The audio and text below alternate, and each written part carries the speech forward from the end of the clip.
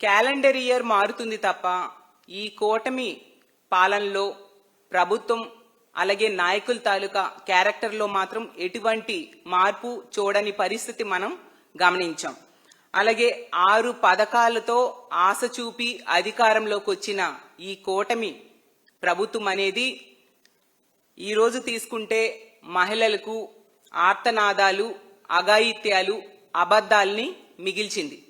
ఈ కూటమి అధికారంలోకి వచ్చి 540 రోజులు గడిచాయి. ఈ 540 రోజుల్లో 5 కోట్ల మంది ప్రజలకు వాళ్ళ తాలూకా నమ్మకాన్ని వమ్ము చేయడమే కాకుండా అమ్మకానికి పెట్టేసిన పరిస్థితి మనం చూస్తూ ఉన్నాము. నెలకో డ్రామా, రోజుకొక అబద్ధం, గంటకొక అరాచకం ఈ రాష్ట్రంలో జరుగుతూ ఉండే పరిస్థితి. 2025వ సంవత్సరం కూటమి పాలనలో శాంతి భద్రతల్లో పూర్తిగా వైఫల్యం చెందింది.